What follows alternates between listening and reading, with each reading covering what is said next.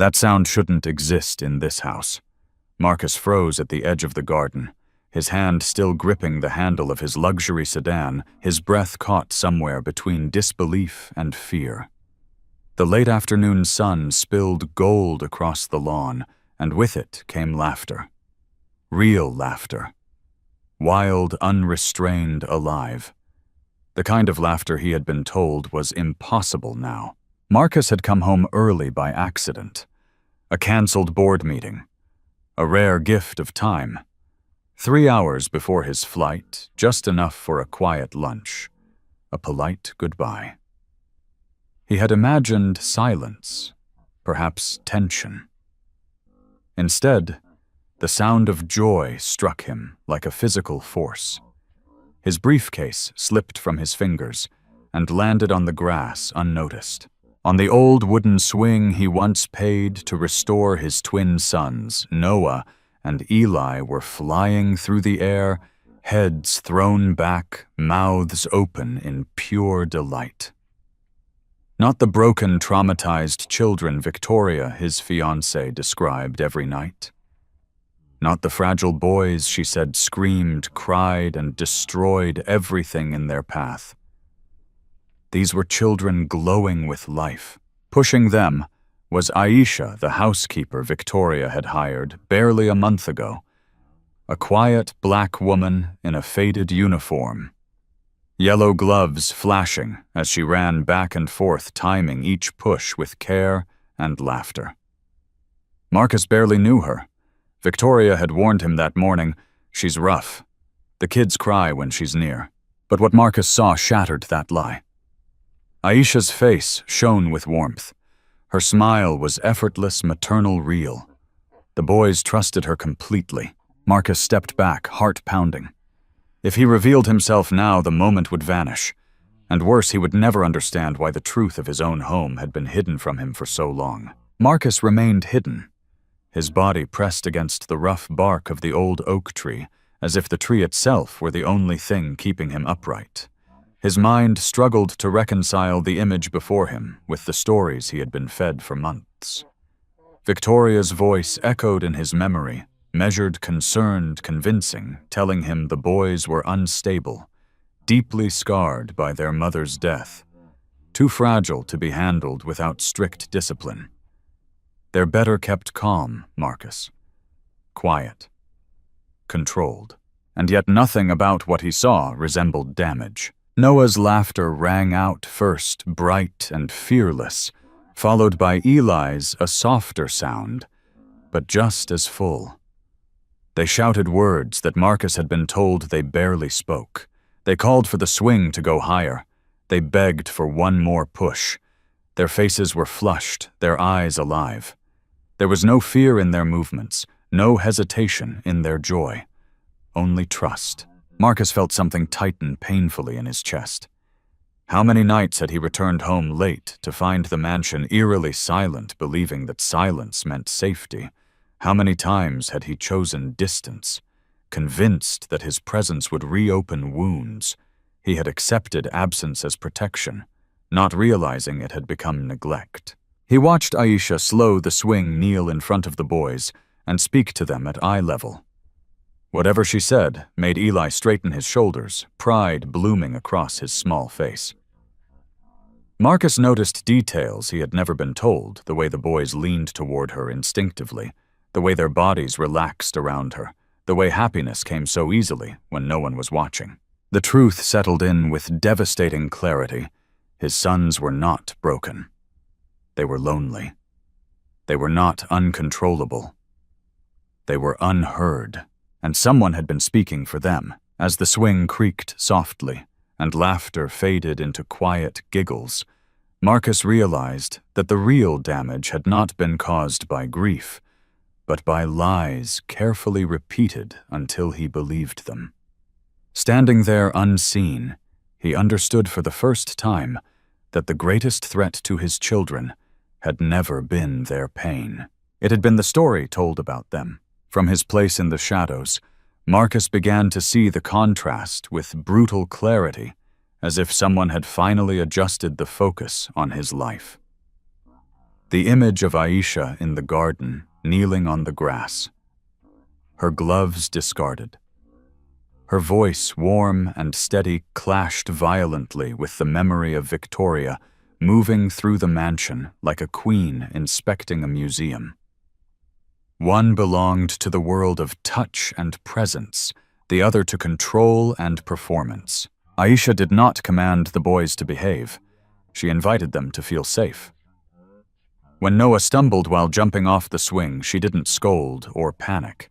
She crouched down, blew softly on his scraped knee, then pressed an exaggerated kiss to the skin, drawing out a laugh that replaced tears before they could even form. Marcus felt his throat tighten. He had been told his sons were fragile, incapable of resilience. Yet here they were, brave, soothed whole, because someone met them with gentleness instead of fear. Victoria, by contrast, never knelt. She spoke from above, her words sharp and perfectly chosen, like tools designed to shape behavior rather than understand it. She said affection made children weak. She said discipline was love in its most responsible form.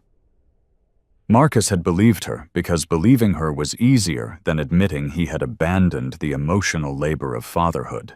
The disparity sickened him. How many times had Victoria complained at dinner about the mess, the noise, the exhaustion? How often had she painted herself as the victim of unruly children, while Marcus nodded, too tired to question the narrative? Now he watched his sons cling to Aisha's legs, their small arms wrapped around her with instinctive trust, and understood what true authority looked like. It was not fear, it was devotion. When footsteps echoed faintly from the terrace, Aisha stiffened.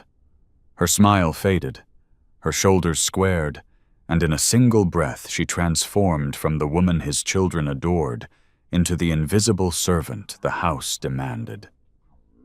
Marcus followed her gaze and felt his blood run cold. Victoria's presence did not need words to announce itself. It arrived like a sudden drop in temperature. In that moment, Marcus understood something irreversible. The woman he planned to marry had power in this house.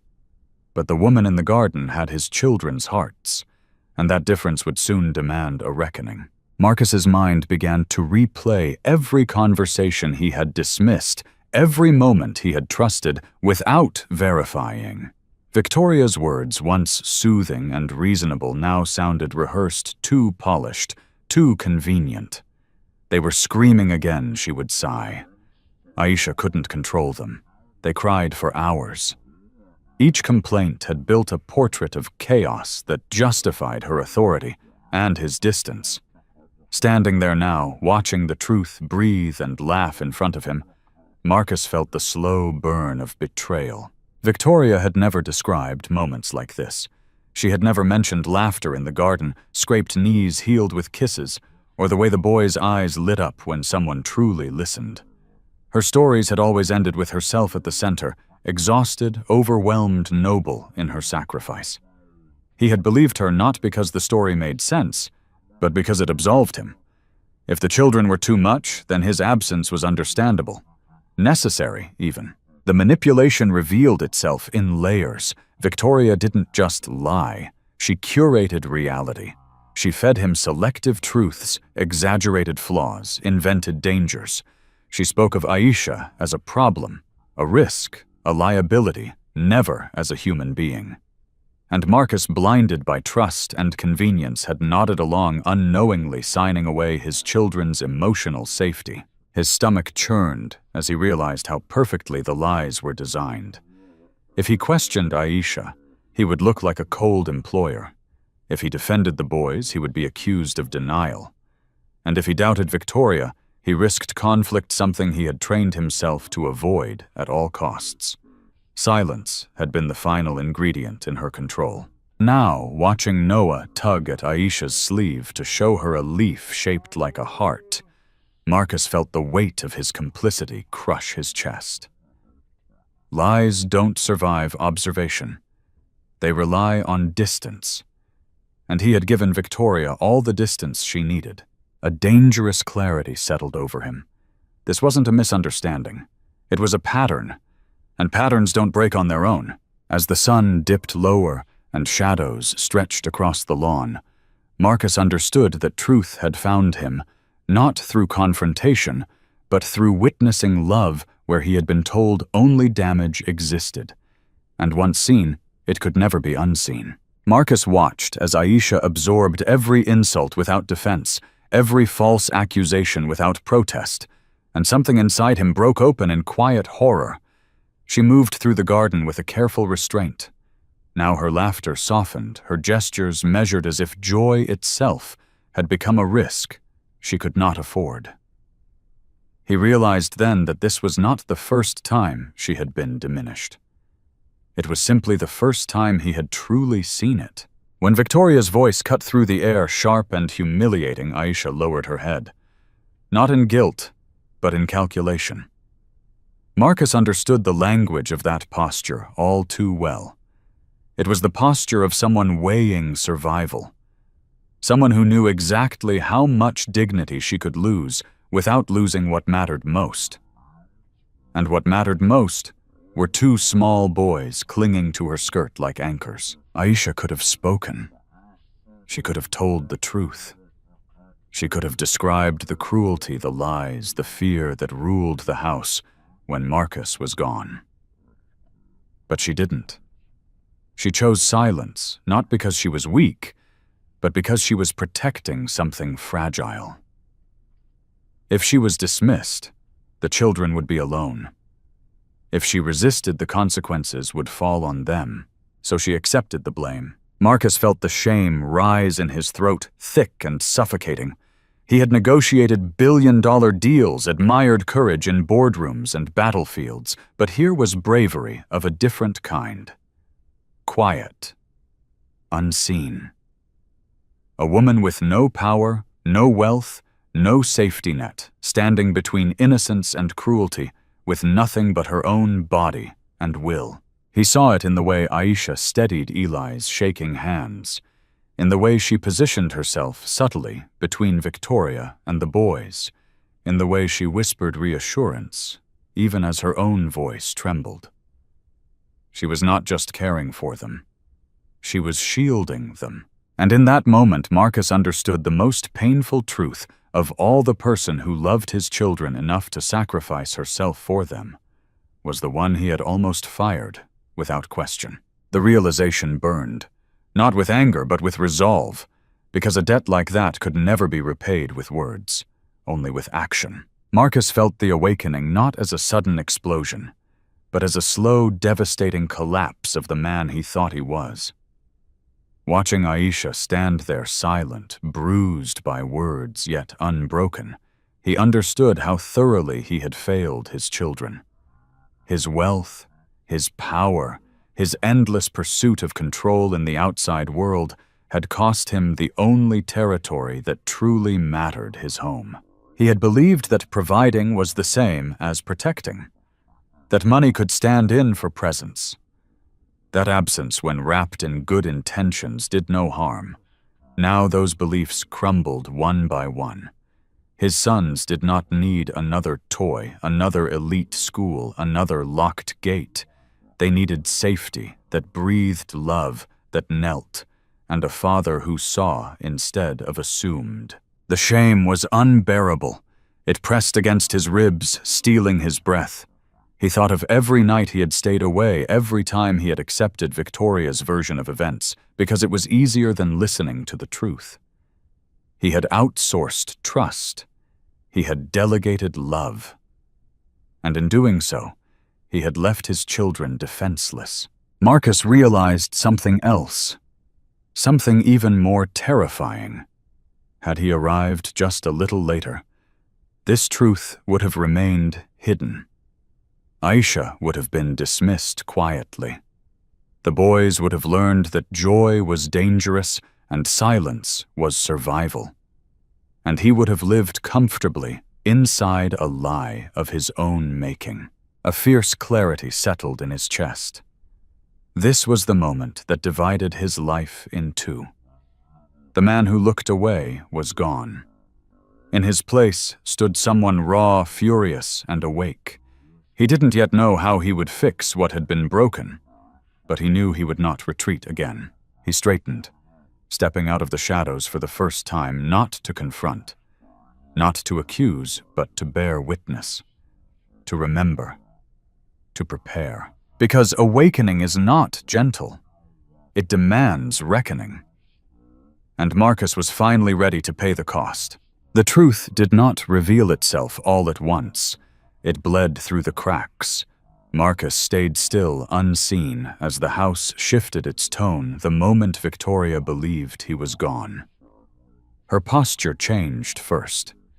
The softness drained from her spine, replaced by sharp efficiency.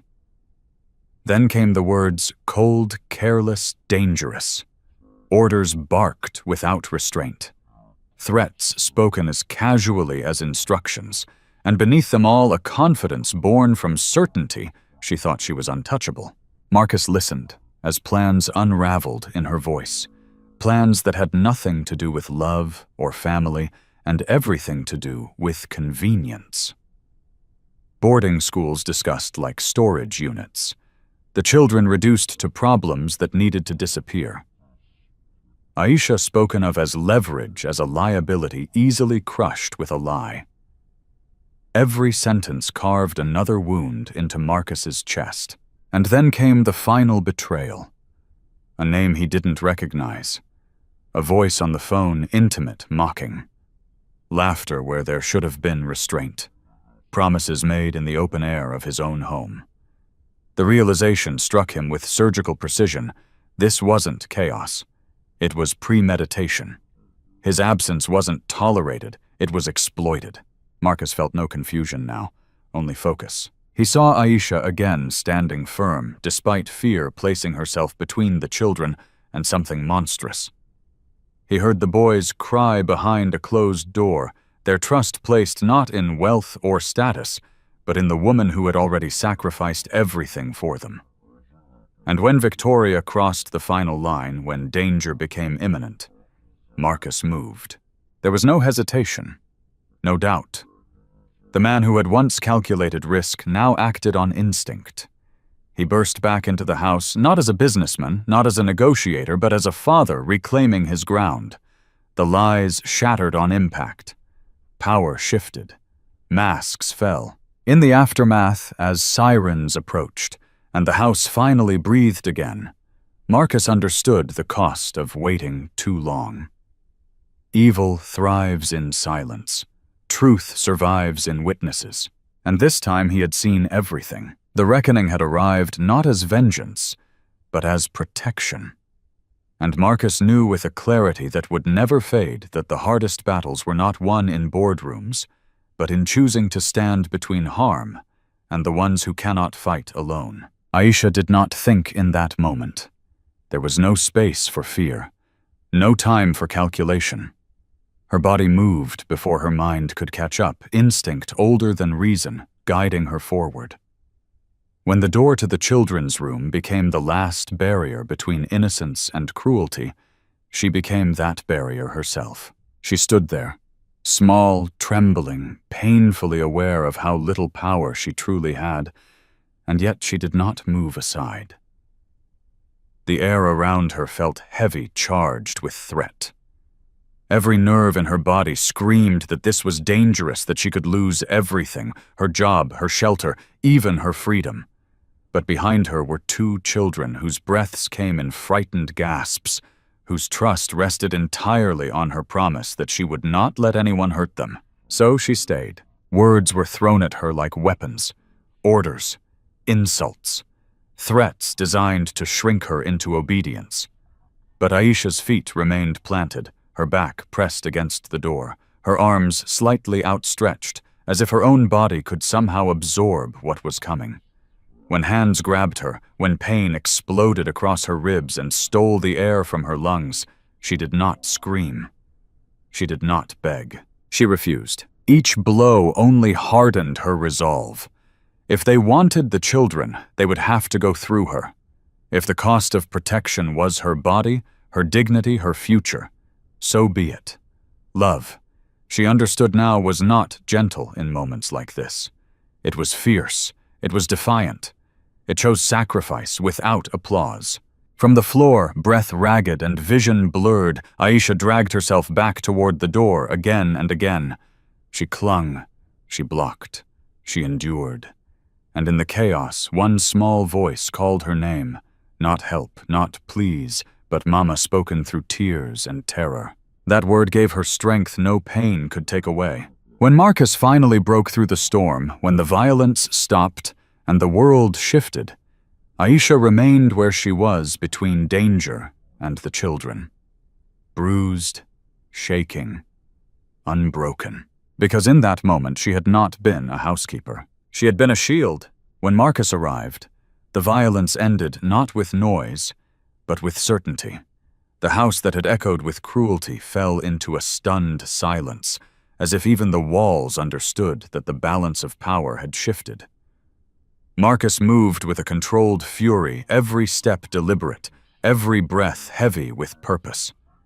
This was not rage without direction. It was judgment. The lies collapsed quickly once exposed to the light. Victoria's words tangled over each other, frantic and hollow, stripped of the elegance that had once made them convincing. The man at her side, bold moments earlier, was reduced to nothing under Marcus's gaze.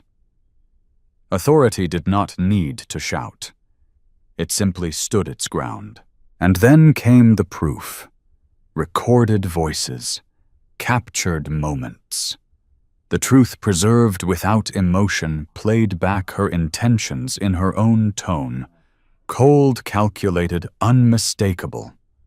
Marcus watched the realization spread across Victoria's face as she understood there was no story left to tell, no mask left to hide behind. The woman who had ruled the house through manipulation now stood powerless before the weight of her own actions. Police lights soon washed the mansion in red and blue reflections, cutting through the shattered glass and rain-soaked floors.